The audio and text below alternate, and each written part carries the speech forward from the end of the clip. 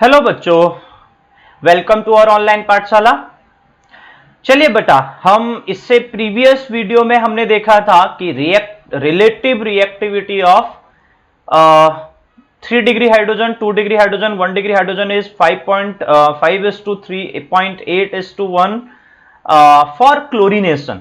अब हम चलते हैं बेटा ब्रोमिनेशन के लिए, तो स्टार्ट करते हैं। नेक्स्ट है फॉर ब्रोमिनेशन।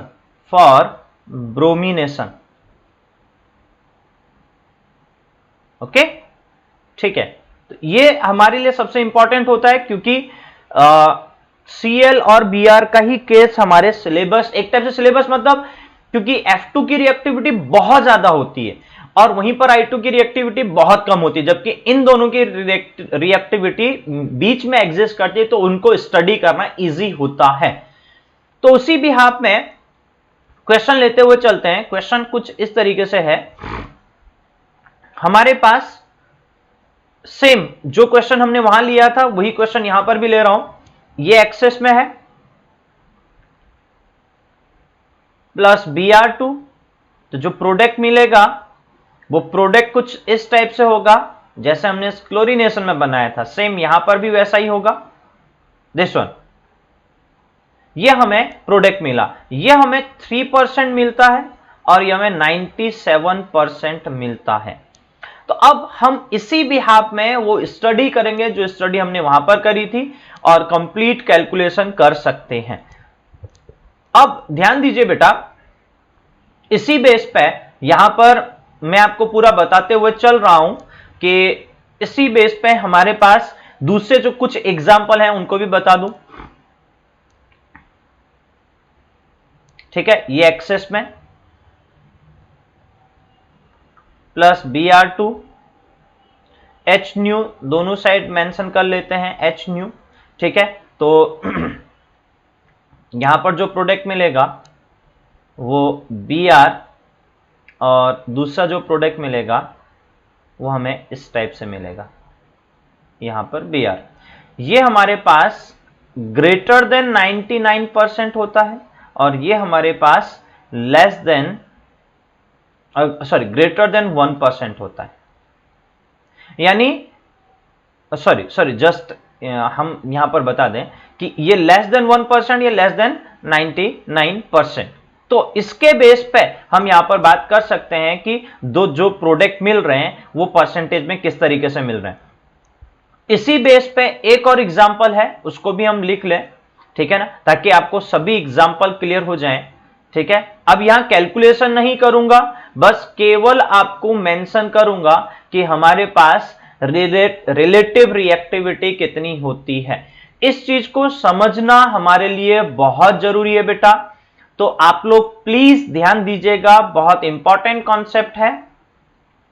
यहां पर हमारे पास Br और प्लस यहां पर हमारे पास, just wait, 1 2 3 4 1 2 3 4 5। Okay, just wait, में एक कार्बन थोड़ा सा ज्यादा हो गया बेटा, इसको थोड़ा सा हटा दूं। ओके डन, अभी सही है। ठीक है, यहां पर भी एक कार्बन ज्यादा हो गया, इसको भी हटा देते हैं। डन, ओके, हाँ ठीक है। तो नेक्स्ट जो पार्ट है यहां पर Br आ जाएगा। ठीक है, तो अब ध्यान दीजिए, हमारे पास इसकी बात करें तो ये अप्रोक्सीमेटली 2% मिलता है और ये 98% मिलता है। दूसरा एक और चीज बेटा, इसमें बहुत अच्छी चीज है, आपको जो है वो बता दूं। अगर इस कार्बन को ऑब्जर्व करो, मैं इसको स्ट्रक्चर दोबारा से बनाता हूं, यहां पर देखिए,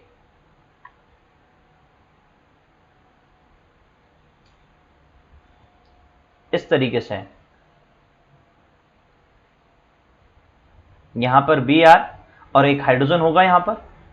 ठीक है, तभी 4 वैलेंसी होंगी। तो अब आप देख पा रहे हो बेटा, ये डिफरेंट ग्रुप यानी इथाइल ग्रुप, ये मिथाइल ग्रुप, ये हाइड्रोजन और ये हमारे पास Br। तो यहां पर अगर मैं देखूं तो ये कायरल कार्बन है, इसका मतलब R एंड S शो करेगा। तो ये एक आपको ऑप्टिकल आइसोमेरिज्म वाली बात भी आ जाएगी यहां पर अच्छे से। तो ये चीज आपको थोड़ा अच्छे से समझना है बेटा और अच्छे से दिमाग में रखना है। इसी बिहाफ में इसी बिहाफ में अगर आप कंपेयर करो, पहले कंपैरिजन कर लेते हैं ताकि आपको चीजें समझ में आ जाए अच्छे से। कंपैरिजन क्या है बेटा, देखो अच्छे से समझना। हम यहां पर कंपेयर करते हैं जहां पर हमने स्टार्टिंग में पढ़ा था, ये 44 और 56 था क्लोरीनेशन के लिए। मैं रीजन थोड़ा सा आपको थोड़ा सा हाईलाइट करूंगा ताकि आपको समझ में आए, फिर डिटेल में तो जाएंगे हम पूरा बेटा, ठीक है। तो देखो 44 और 56, जबकि यहां पर अगर मैं जाऊं तो बेटा 3% और 97%, तो डिफरेंस आपके सामने बिल्कुल क्लियर है। तो बिल्कुल क्लियर है का मतलब समझना बेटा कि वो जो डिफरेंस आप देख पा रहे हो बेटा, वो डिफरेंस का एक्चुअल रीजन क्या है। ऐसे ही बेटा अगर हम इसमें देखें तो इसमें भी हमें डिफरेंस दिखेगा और लास्ट वाले में तो है ही, ठीक है। तो एक्चुअल डिफरेंस क्या है बेटा, मैं आपको थोड़ा सा एक्सप्लेन कर दूं।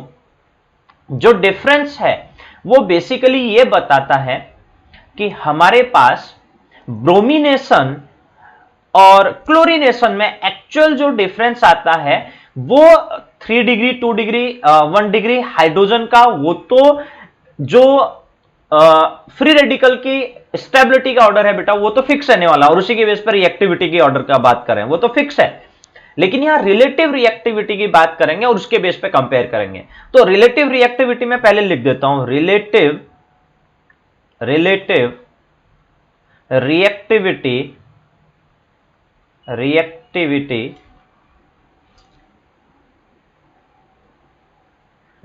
रिएक्टिविटी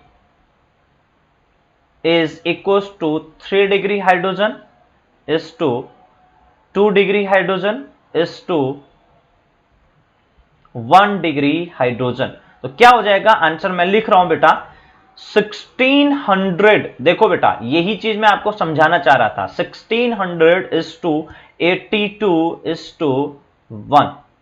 अब आप समझ सकते हो बेटा ये कंप्लीट, अब देखो ये कैलकुलेशन भी उसी तरीके से होगा, ठीक है। जिसको करना है वो कर सकता है बेटा, लेकिन कैलकुलेशन मैंने एक से आपको बता दिया, मैं ज्यादा टाइम वेस्ट ना करते हुए, क्योंकि भाई देखो कैलकुलेशन इसी तरीके से करना है। पहले रेशियो ऑफ प्रोडक्ट लिख लेना, number of 3 degree 1 degree hydrogen 2 degree जितने भी उनको लिख लेने, और फिर सीधे सीधे उनको डिवाइड कर लेना है और आंसर निकाल लेना उसको फ्रैक्शन के फॉर्म। ये कैलकुलेशन का पार्ट है, ये अब आप लोग आराम से कर सकते हो, इसमें कोई दिक्कत नहीं आनी चाहिए मेरे हिसाब से।